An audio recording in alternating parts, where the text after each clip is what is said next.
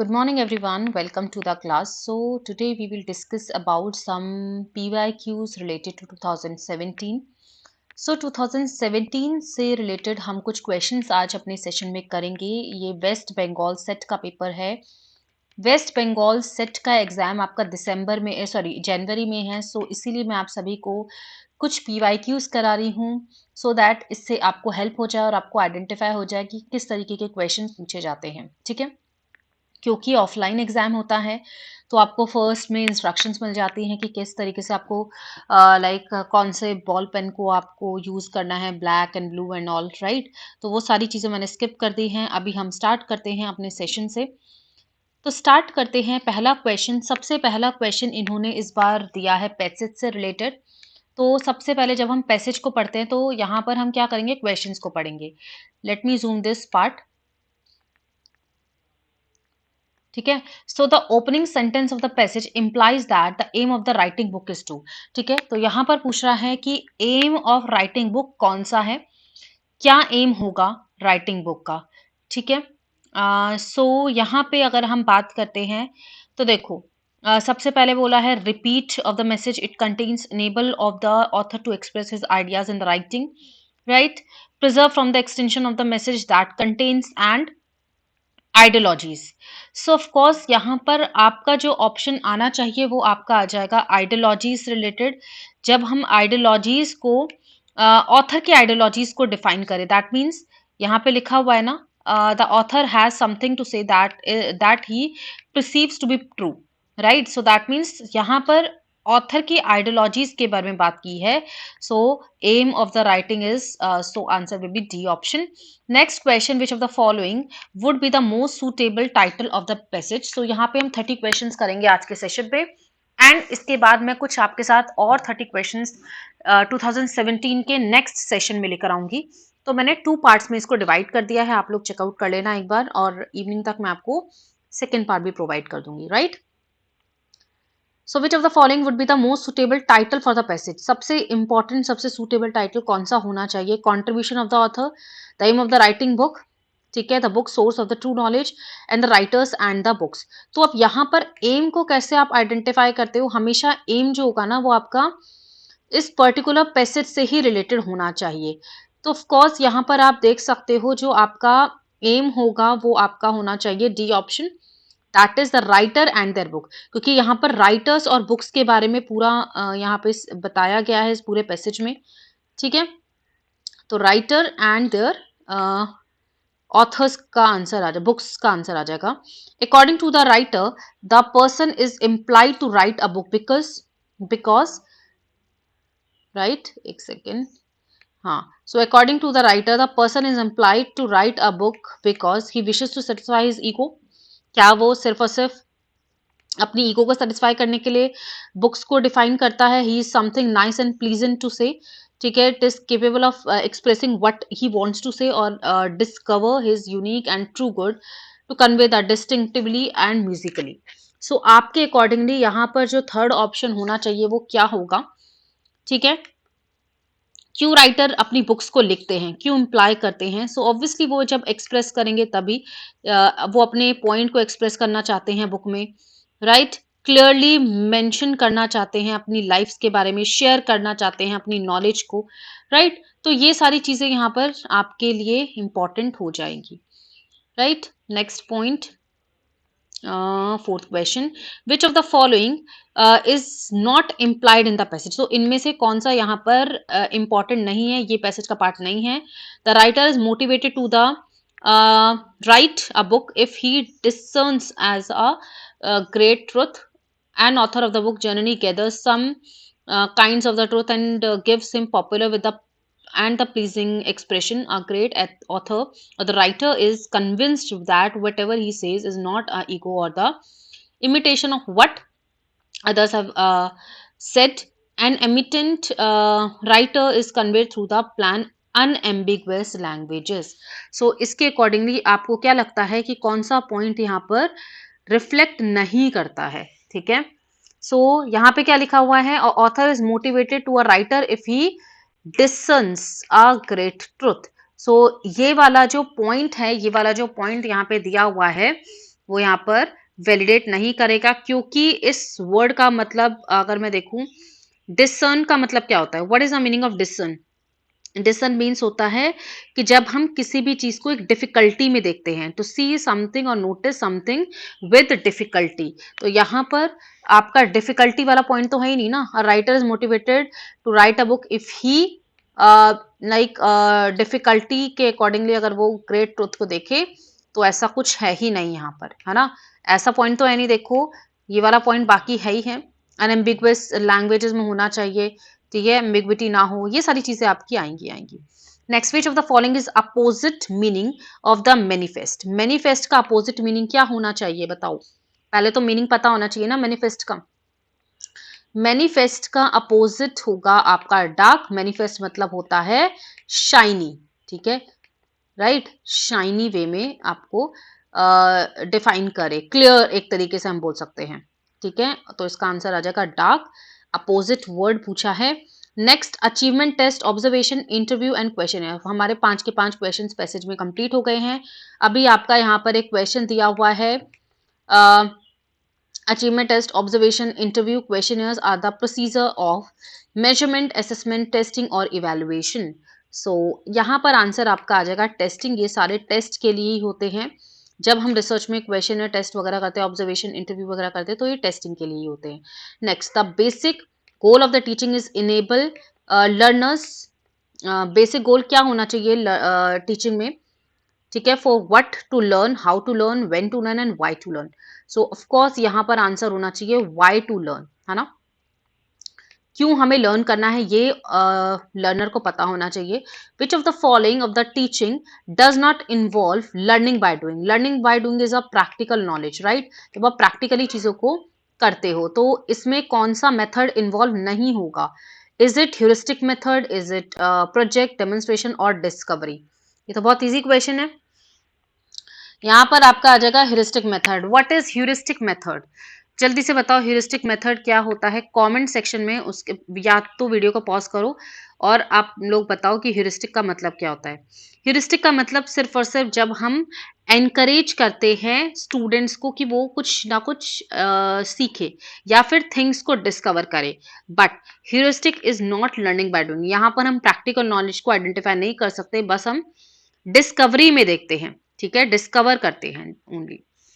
सो इसलिए ह्यूरिस्टिक नहीं होगा, प्रोजेक्ट होगा, डेमोन्स्ट्रेशन, डिस्कवरी, सारे ही पॉइंट्स यहाँ पर आ जाएंगे। नेक्स्ट पॉइंट जो है वो क्या है? Matching, pedagogy, video conferencing, constructive and discovery learning. सबसे पहला अगर मैं पेडागॉगी की बात करती हूँ तो बताओ क्या होना चाहिए? पेडागॉगी यहाँ पे, अच्छा, मैचिंग करना है पर्सन से ना। Pedagogy is given by, it is given by, it is given by Jordan Bruner, ठीक है। वीडियो कॉन्फ्रेंसिंग किससे रिलेटेड हो सकता है बताओ? Video conferencing is related to, it is related to multi sensor experiences. Constructivism is related to teaching children, and discovery is experimental form. ठीक है, so here the answer is A will be the correct option. Next question, out of the following which action take precedence over the other by the researcher? So यहाँ पर अगर हम इसकी बात करते हैं, कौन सा एक्शन को लिया जाना चाहिए? फॉर्मुलेशन, रिव्यू, एनालिसिस और bibliography. So here the answer is analysis, ठीक है। एनालिसिस को ही सबसे पहले आइडेंटिफाई करना होना चाहिए। Next question, quantitative, quantitative is related to, quantitative किससे आ जाएगा? थ्योरी बेस्ड, थ्योरी टेस्टिंग हो जाएगा ना क्वांटिटेटिव। थ्योरी डेवलप हम नहीं करते हैं क्योंकि ये तो क्वालिटेटिव का होगा, थ्योरेटिकल नहीं, वैलिडेटिंग थ्योरी नहीं, हम थ्योरी को टेस्ट करते हैं यहाँ पे, इसलिए answer will be 1। Next question, 12th one, which of the following is best measure for conducting the research in a ethical manner? Ethical manner में अगर हम बात करते हैं तो कौन सा ऑप्शन हम यहाँ पे बेस्ट मेजर को कंडक्ट करते हैं? ऑप्शन ऑफ रिफ्यूजिंग, अच्छा, confidentiality in the data, participant constant, participant ambiguity and refusing the participant. यहाँ पर ये जो क्वेश्चन होना चाहिए ना, which of the following is the best measure for conducting the research in ethical, यहाँ पर रिसर्च एथिक्स के बारे में क्वेश्चन पूछ रहा है, तो यहाँ पर ये होना चाहिए कि कौन सा नहीं होगा, नॉट, क्योंकि देखो कॉन्फिडेंशियलिटी तो होगा ही होगा, कॉन्सेंट भी होना चाहिए, एनोनिमिटी भी होना चाहिए, बट यहाँ पर रिफ्यूजिंग पार्टिसिपेंट वाला ऑप्शन नहीं होगा, ठीक है। So here the answer is D. Next, action research क्या होता है? एक्शन रिसर्च फॉर, ये तो हम सभी को पता है, प्रैक्टिशनर रिसर्च होता है ना एक्शन रिसर्च, ठीक है ना, practitioner research. Next question 14th one, in a study the researcher should enact classroom as experimental and control group by employing, किसके थ्रू हम करते हैं? जब रिसर्चर इनेक्ट करता है क्लासरूम को as experimental and the control by employing semi experimental, true experimental, multi और quasi. So जब रिसर्चर क्लासरूम में, ये कौन सा रिसर्च होना चाहिए? होना तो चाहिए एक्सपेरिमेंटल, ठीक है, लेकिन अब एक्सपेरिमेंटल में क्या होना चाहिए? एक्सपेरिमेंटल में अगर मैं बात करती हूँ, classroom as a experiment and control by employing semi, और यहाँ पे देख सकते हैं, एक सेकेंड, राइट, सेमी हो सकता है, ट्रू हो सकता है, मल्टी हो सकता है, या फिर आपका कौन सा होगा? जल्दी से कोशिश करो, ट्राई करो कि क्या होना चाहिए यहाँ पे। तो यहाँ पर जो आंसर होना चाहिए वो आपका होगा quasi experimental, yes, because quasi इसीलिए होगा, कॉजी एक्सपेरिमेंटल क्या होता है? What is quasi experimental? ये मैंने चीज आपको बताई हुई है। क्वाजी एक्सपेरिमेंटल एक ऐसा रिसर्च होता है जो कि एक्सपेरिमेंटल को एग्जामिन करता है, डिफाइन करता है, but not true experimental research, ठीक है। बट ये एक्सपेरिमेंटल रिसर्च को ट्रू नहीं आइडेंटिफाई करता, क्योंकि अगर हम यहाँ पर देखें इंडिपेंडेंट वेरिएबल को हम मैनिपुलेट करते हैं ना, सो दैट इफेक्ट आ जाए डिपेंडेंट में, तो इसीलिए कॉजी एक्सपेरिमेंटल हो जाएगा। कॉजी एक्सपेरिमेंटल इज लाइक एक ऐसा फील्ड सेटिंग होता है जहां पर हम रैंडम असाइनमेंट को आइडेंटिफाई करते हैं, ठीक है। सभी को समझ आ गया ये वाला पॉइंट? सो होप सो आपको क्लियर हो गया। Answer will be quasi experimental designing. Next point, in a writing research report arrange the following in order to select the correct options. तो अभी आपको यहाँ पर बोल रहे हैं कि आपको करेक्ट ऑप्शंस के अकॉर्डिंगली आइडेंटिफाई करना है। How can you like answer this question?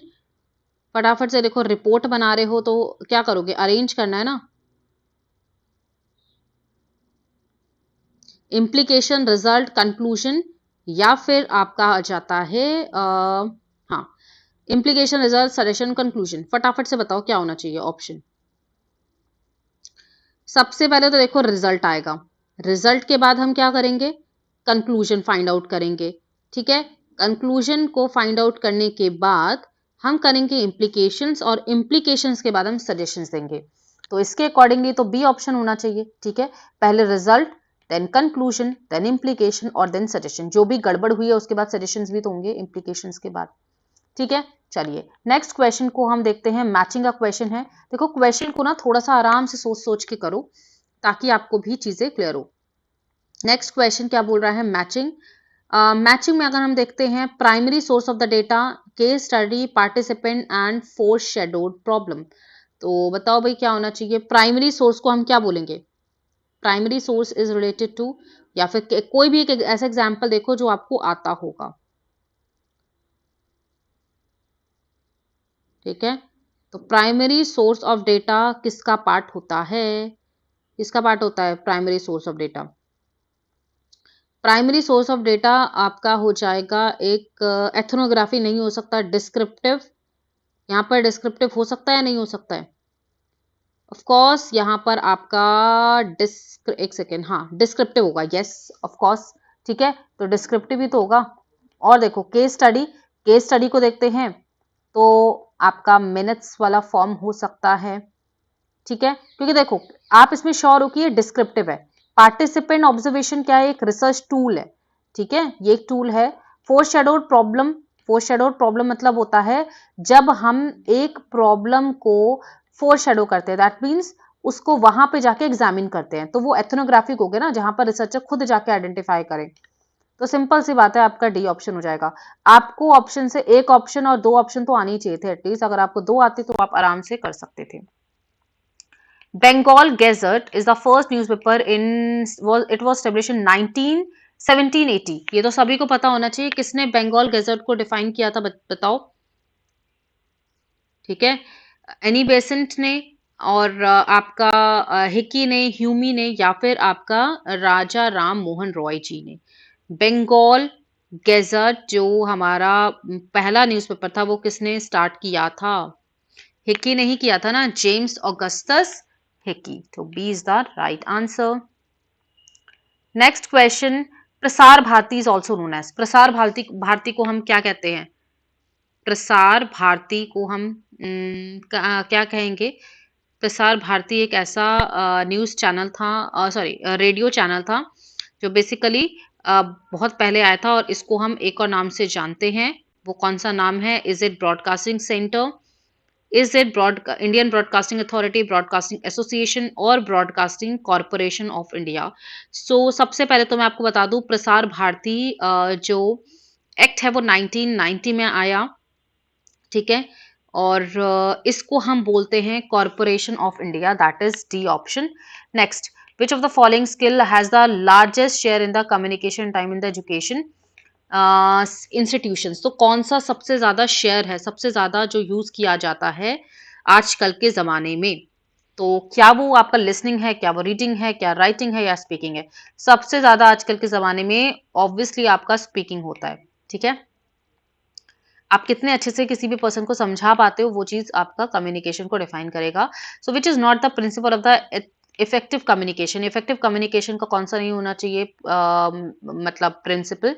Persuasion and the convincing dialogue, participation of the audience, one way, और स्ट्रैटेजिक। सिंपल सी बात है भाई, वन वे तो होना ही नहीं चाहिए, वन वे नहीं होता है, टू वे होता है, ठीक है। नेक्स्ट क्वेश्चन, 20 हमने क्वेश्चंस कंप्लीट कर लिए हैं, 21 को देखते हैं। Communication with the spirit and the ancestors is known as, ये चीज, ये क्वेश्चन आपका किस में आया था? आपका यूजीसी में पूछा गया था। जब हम स्पिरिट से या फिर एंसेस्टर से कम्युनिकेट करते हैं तो वो कौन सा होना चाहिए? क्या वो इंटरपर्सनल है, ट्रांसपर्सनल है, स्पिरिचुअल है, या फिर आपका फेस टू फेस है? सो कम्युनिकेशन विद स्पिरिट्स, और इन स्पिरिट्स हो गया, या फिर आपके एंसेस्टर्स हो गए, बताओ जल्दी से। तो यहां पर तो फिर आपका कौन सा होना चाहिए?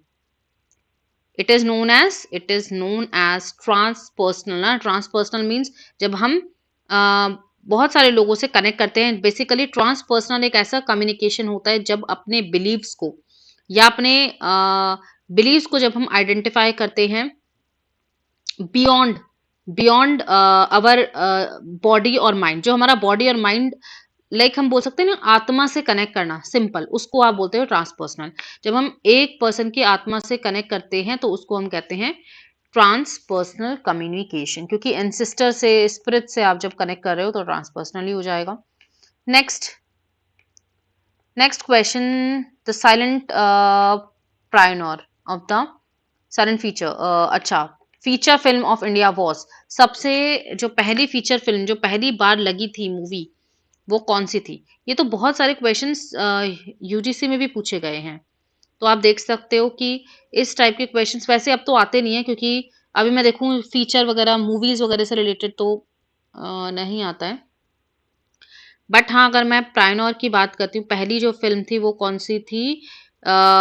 डीजी फाल्के अवार्ड, मतलब दादा साहेब फाल्के अवार्ड से हुआ था ना ये वाला। तो आंसर आ जाएगा आपका दादा साहेब फाल्के अवार्ड, ठीक है। Answer is D. Next question, और आप बता सकते हो कौन सी मूवी को ये दादा साहेब फाल्के अवार्ड मिला था? एक मूवी भी तो थी, मूवी का नाम क्या था? एनीवन?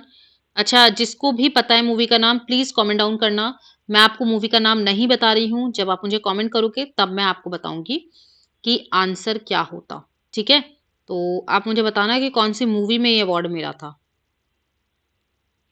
ठीक है ना। चलिए आगे बढ़ते हैं।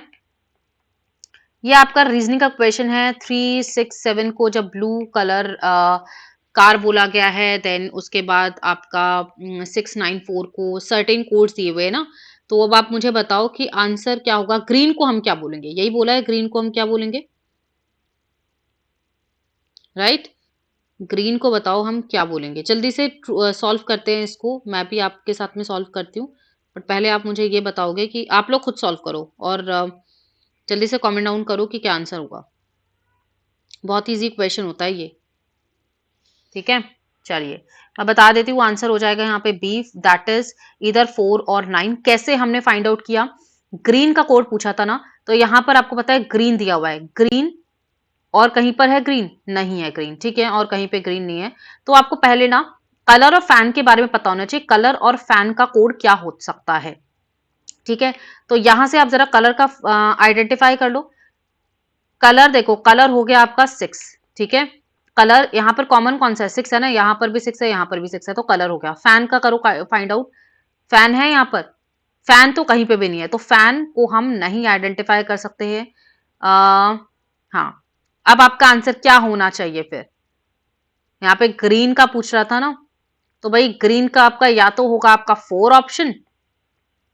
क्यों होगा 4, क्योंकि देखो 4 ऑप्शन होगा, क्योंकि 6 तो भाई ये आ गया, और 9 ऑप्शन हो सकता है, तो 9 और 4 में से हो गया ना, क्योंकि 6 को तो हमने क्या बोल दिया है, 6 को हमने आइडेंटिफाई कर लिया है एज दिस, लाइक हमने, हाँ, फैन, फैन के हिसाब से बोल दिया ना, कलर के हिसाब से, सॉरी, कलर आपका हो गया 6 एंड फैन और ग्रीन में आपका आ गया 6 और 4, बट 9 और 4, बट आप आइडेंटिफाई नहीं कर सकते क्योंकि यहाँ पे और कोई ऑप्शन नहीं है, ठीक है ना, समझ आया। तो इस तरीके से क्वेश्चंस ये होते हैं। विच of the following choose the option which shows common feature in the relationship between the question. तो अब आपको यहाँ पर बोल रहा है कि कॉमन फीचर को आइडेंटिफाई करना है, कैसे करोगे, ओपिमम, ओपियम, ओपियम को इन्होंने बोला है, ओपियम का मतलब क्या होता है, सबसे पहले तो आपको मतलब पता होना चाहिए ना, ओपियम का मतलब क्या होता है, ठीक है, दैट इज पॉपी। अगर हम बात करते हैं ओपियम का मतलब होगा आपका पॉपी, एंड अगर मैं इसको डिफाइन करूं तो इन्होंने रेसिन्स के हिसाब से बोला गया है इसको, ठीक है। तो बताओ फिर अब आपका रबड़ का क्या होगा, रबर को आप कैसे मार्क करोगे, तो रबर आपका होना चाहिए, it they are sticky, they are narcotic drugs, they are imported, they are obtain from the fluid of the trees and the plants. तो आंसर यहाँ पर होना चाहिए 4th ऑप्शन, ठीक है, 4th ऑप्शन होगा। एंड वैसे ये जो है ना ओपियम, ओपियम इज एक ऐसा फ्लावर होता है जो कि पॉपी होता है, ठीक है, जिसमें कहीं ना जैसे आपका ड्रग्स वगैरह मिलता है, ठीक है, ड्रग्स वगैरह पाया जाता है, तो उसी तरीके से रेसिन इसको डिफाइन कर दिया है, ठीक है, क्योंकि रेसिन भी एक ऐसा प्लांट होता है जहां पर कहीं ना कहीं आपके इंसेक्ट्स और एक तरीके से हम बोल सकते हैं कुछ ऐसे मेडिकल यूजेस के लिए हम इसको यूज करते हैं, जैसे कि कुछ कोई भी दवा वगैरह के लिए यूज किया जाता है, तो वो होता है आपका पॉपिन। पॉपिन एक ऐसा प्लांट है जिससे कि कहीं ना कहीं हम इसको यूज करते हैं for like medical purpose. But अब रबड़ के बारे में पूछा है, तो रबड़ भी क्या होगा, रबड़ को आप कैसे आइडेंटिफाई करोगे, रबड़ का आपको बताना है ना कि क्या होगा, तो it is made up of trees और द प्लांट्स, जो कि फ्लूइड होगा। अभी नेक्स्ट 25 क्वेश्चन को फटाफट से बताओ कैसे आप लोग करोगे इसको, बहुत इजी क्वेश्चन है, और आप लोग इसको सॉल्व करो फटाफट से, पहले वीडियो को पॉज करो एंड देन उसके बाद फाइंड आउट। सिर्फ आंसर को आपको आना चाहिए कि किस तरीके से आंसर हो रहा है, ठीक है, मैं आपको इसलिए बता रही हूँ ताकि आप लोग क्वेश्चंस को समझ पाओ। तो सबसे पहले तो आप लोग उसको खुद से सॉल्व करो, अदरवाइज आपको नहीं समझ आएगा। तो मैंने आपको ब्लड रिलेशन बताया हुआ है ना, इसका आंसर क्या होना चाहिए, हस्बैंड होगा आंसर। कैसे करते हैं, चलो मैं बता देती हूँ आपको। ए कौन है, मदर है PNQ की, ठीक है। अभी यहाँ पर अगर मैं ड्रॉ करती हूँ, ए कौन है, ए मदर है, ठीक है, मदर है किसकी, P की और Q की, ठीक है ना, मैंने इस तरीके से यहाँ पे ड्रॉ कर दिया, राइट। अभी मुझे P और Q का जेंडर नहीं पता है। She is the father in law of A, father in law of A, ठीक है, तो मतलब सी का मतलब ए का हस्बैंड होगा ना यहाँ पर, उसके पापा, तो वो कौन हो गए? वो हो गए आपके सी, राइट? क्लियर हो गया ना? सबको समझ आया? Next, C is the father of B and D. तो अभी यहां पर बी एंड डी का पॉइंट इन्होंने क्लियर कर दिया है। तो सी कौन है? बी के फादर हैं और डी के भी फादर हैं। अब बताओ क्या होगा इसका? इसका मतलब तो ये वाइफ हो गई या हस्बैंड होना चाहिए फिर, ठीक है ना? समझ आया? Next, grandfather of Q. Q का ग्रैंडफादर कौन है? ठीक है, सी कौन है? क्यू के ग्रैंडफादर है, तो ठीक है ना? फिर इसके ग्रैंडफादर ये हो गए, ये हस्बैंड, ये वाइफ, ये इसके फादर मदर हो गए, right? Next, she has a daughter. She की एक डॉटर भी है। अब बताओ सी की डॉटर कौन होगी? सी की डॉटर डी होगी ना? And D is the aunt, D is the aunt of P. ठीक है भाई, आंट है इसकी पी की। यहाँ पे डिक्लेयर कर दिया है कि इसका जेंडर फीमेल है, इसका मेल है। How B is related to A. B और ए का रिलेशन क्या होगा? हस्बैंड ही तो होगा। सिंपल सा आंसर हो गया ना? ठीक है, नेक्स्ट क्वेश्चन। अभी यहाँ पर 26 क्वेश्चन को फाइंड आउट करो। बहुत ही इजी क्वेश्चन है, बहुत ही माइंड यूज करने वाला क्वेश्चन है, पता है? ध्यान से इस क्वेश्चन को देखो, बहुत इजी क्वेश्चन है। सबसे पहला पॉइंट अगर मैं यहाँ पर देखती हूँ, आपको यहाँ पे क्या फाइंड आउट करना है? Priyanka remembers that her husband birthday is after 19th but before 22nd दिसंबर। ठीक है, अब प्रियंका को याद है कि उसके जो हस्बैंड का बर्थडे है, ठीक है, आफ्टर 19, दैट मीन्स कि भाई देखो आफ्टर 19 हो रहा है तो दैट मीन्स क्या होना चाहिए? 19 के बाद ना, ठीक है? तो 20, प्रियंका को लगता है 20 19 से तो आफ्टर होगा, और बिफोर 21 दैट मीन्स 21। मतलब प्रियंका को लगता है या तो उसके हस्बैंड का बर्थडे 20 को है या फिर 21 दिसंबर को है। ये चीज समझ आ गई? Where as mother in law, अब प्रियंका के जो मदर इन लॉ है, ठीक है, मदर इन लॉ है, दैट मीन्स उसके हस्बैंड की जो मम्मी है, ठीक है, उनको ये लगता है कि दैट हर बर्थडे, उनके जो सन का बर्थडे है वो 20th से ज्यादा है, मतलब आफ्टर 20 है। आफ्टर 20 मीन्स 21 और बिफोर 24। ठीक है, तो मैं 21 को भी लूंगी, 22 को भी लूंगी, 23 को भी लूंगी। इतना समझ आ गया सबको? सिंपल सा कॉन्सेप्ट है ना? तो अब उनकी जो मदर इन लॉ को ये लगता है कि उनके बेटे का बर्थडे 21, 22 या 23 दिसंबर को है, राइट? अब बताओ इसने क्या पूछा है कि प्रियंका का हस्बैंड का बर्थडे क्या होना चाहिए? अगर मैं दोनों को देखूं तो, दोनों के बेसिस पे अगर मैं देखूं तो 23 होना चाहिए, 22 होना चाहिए, 21 होना चाहिए या फिर 20 होना चाहिए। अब अगर मैं दोनों को कंपेयर करूं तो फिर इसका आंसर कितना होना चाहिए बताओ? देखो 20, 20 टू 21, राइट? 20 टू 21, यहाँ पे कॉमन कौन सा है? 21 ही कॉमन है ना? अब बताओ कौन सा आंसर होना चाहिए? 21 दिसंबर। सिंपल सी बात है, कॉमन को देखना है ना दोनों के अकॉर्डिंगली। समझ आया? सो आंसर यहाँ पर आ गया आपका 21 दिसंबर। 27th क्वेश्चन को देखते हैं। बहुत इजी क्वेश्चन है ये, तो बहुत इजी होता है। तो पहले इन्होंने बोला है डायग्राम को आप लोग फाइंड आउट करो, हैविंग 3 इंटरलॉकिंग सर्कल्स को देखो एक बार, ठीक है, दैट इज आई एस, हो गया आपका आई हो गया, देन आपका हो गया एस, देन एंड पी। ठीक है, तो अभी यहां पर आप बताओ आई एस पी हो गया। तो इस तरीके से देखते हैं इसको। पॉलिटिशियंस को कौन सा साइंटिस्ट रिप्रेजेंट करता है? तो पॉलिटिशियन कौन सा है यहाँ पर?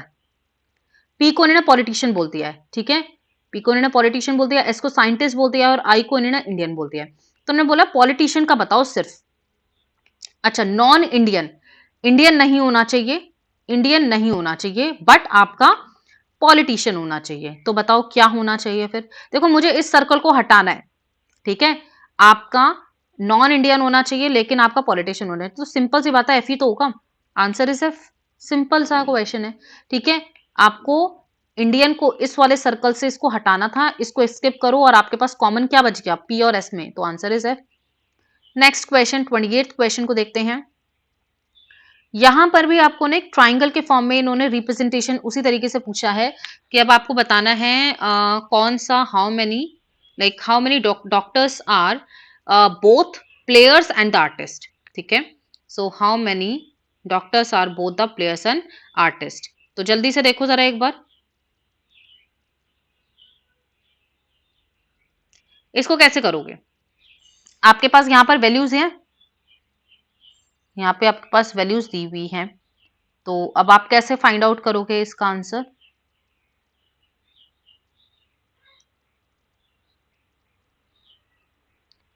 यहां पर आपका आंसर होना चाहिए, अगर हम देखते हैं, क्योंकि यहाँ पे बोल रहा है कि हाँ प्लेयर्स और आर्टिस्ट बोल रहा है ना, तो प्लेयर्स एंड आर्टिस्ट का जो आंसर होना चाहिए वो आना चाहिए फोर्थ। क्यों? क्योंकि देखो यहाँ पे आर्टिस्ट है, इन्होंने बोला सर्कल को डॉक्टर बोला गया है, ये वाला जो सर्कल है ना ये डॉक्टर है, ठीक है। जैसे जैसे इन्फॉर्मेशन दी है वो, ट्राइंगल को आर्टिस्ट बोला गया और रेक्टेंगल को इन्होंने बोला है प्लेयर है, ठीक है। अब आपको प्लेयर और आर्टिस्ट को निकालना है, प्लेयर और आर्टिस्ट, आपको इस सर्कल को हटाना है। तो अब हम मुझे बताओ कॉमन कौन सा है यहाँ पर इन दोनों में, चार ही तो है, आंसर इज 4, ठीक है ना, समझ आ गया। नेक्स्ट क्वेश्चन 28 29, हाँ 29th क्वेश्चन को देखते हैं। If the total production is 8100 ton, ठीक है। यहाँ पर आप देख सकते हो annual agricultural yield of the certain places दिया हुआ है, एक पाई चार्ट दिया हुआ है, तो अब आपको इसके अकॉर्डिंगली इस क्वेश्चन को करना है। अगर आपके पास इफ द टोटल पॉपुलेशन जो है वो आपका 8100 टन्स है, ठीक है। तो अब मुझे बताओ देन जो यील्ड ऑफ राइस होगा वो क्या होगा, यील्ड ऑफ राइस कैसे निकालोगे आप लोग इसको, क्योंकि ये इस टाइप का क्वेश्चन मैंने कल भी आपको कराया था, अगर आपको याद हो तो, ठीक है। तो बताओ फटाफट से कैसे फाइंड आउट करोगे। आंसर क्या आना चाहिए इसका, 1200 आना चाहिए ना। हाउ, चलिए इसको मैं बता देती हूँ आप सभी को। राइस का यील्ड पूछा था तो 1200 होना चाहिए, बिकॉज अगर मैं यहाँ पर इस पॉइंट को देखूं तो 81 है टोटल, ठीक है। राइस का है 40%, ठीक है। राइस का क्या है 40% है ना, निकालो 40% इसका फटाफट से, 40% निकालो भाई। किससे डिवाइड करेंगे, क्योंकि यहाँ पे डिग्री है, कितना डिग्री होता है टोटल, 360 से हम डिवाइड करते हैं ना, टोटल 360। यहाँ पर आपको ये चीज पता होनी चाहिए, ठीक है। तो इस तरीके से आपने इसको कट किया और आपका आंसर आ गया 900, 900 आया। अब बताओ राइस का आप कैसे ईयर वाइज फाइंड आउट करोगे, इन्होंने बोला है ना ईयर वाइज फाइंड आउट करना है आपको।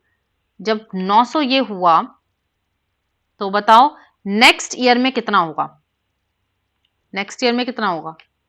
900 का आप जरा 2400 करो। अच्छा इन्होंने यहां पर बोला है कि सिर्फ और सिर्फ राइस का निकालना है आपको, है ना। राइस का ईयर वाइज कुछ नहीं दिया हुआ, इन्होंने सिंपली आपको बोला है कि राइस को आप फाइंड आउट करो, तो आंसर भी 900, यहाँ पर 900 आएगा। हाँ अगर आपसे पूछता कि ईयर वाइज निकालो तो 2400 से आप मल्टीप्लाई कर सकते थे, बट आपको इतना ही कैलकुलेट करना है, क्योंकि यहाँ पे सिंपल आपको पूछा है राइस का आपका क्या होना चाहिए प्रोडक्शन, ठीक है। समझ आ गया सबको, तो 900 will be the right answer. 30th question को देखते हैं। If the rectangle is called as circle, circle is a point, इसको ध्यान से देखो। ये आपका लास्ट क्वेश्चन है, उसके बाद मैं आपको नेक्स्ट वाले सेशन में कुछ और क्वेश्चंस आप सभी के साथ में लूंगी, बिकॉज बहुत ज्यादा लेंथी हो गई है ये वीडियो, और इसीलिए मैं चाह रही हूँ कि इसको सेकंड में भी कन्वर्ट करके एक और वीडियो बना दी जाए, ठीक है। सो अगर रेक्टेंगल को सर्कल बोला है, सर्कल को पॉइंट बोला है, पॉइंट एक ऐसा ट्राइंगल है, ट्राइंगल एक स्क्वायर है, और अब पूछा है the shape of the wheel is what, बताओ फटाफट से। व्हील की शेप क्या होनी चाहिए भाई, व्हील की शेप किस तरीके से होगी, सर्कल के फॉर्म में होगी ना व्हील की शेप, ठीक है। तो पॉइंट हो जाएगा ना, सिंपल। ये आपका एक रीजनिंग का क्वेश्चन है, जैसे हम बोलते हैं ना कि इसको हमने ये बोल दिया, इसको हमने ये बोल दिया, this is called as this, this is called as this, this is called as this. Question पूछा है कि शेप ऑफ व्हील क्या होगा, सर्कल होगा। सर्कल को क्या बोला गया, पॉइंट बोला गया, simple, answer is C, right. So thank you so much everyone, and अभी हम आगे कुछ और क्वेश्चंस करेंगे, 31 एंड ऑल, ये सारे क्वेश्चंस अभी रहते हैं, मतलब 30 क्वेश्चंस और रहते हैं, क्योंकि टोटल 60 क्वेश्चंस हैं, तो मैं नेक्स्ट वाले सेशन में आप सभी के साथ में शेयर करती हूँ। सो थैंक यू ऑल।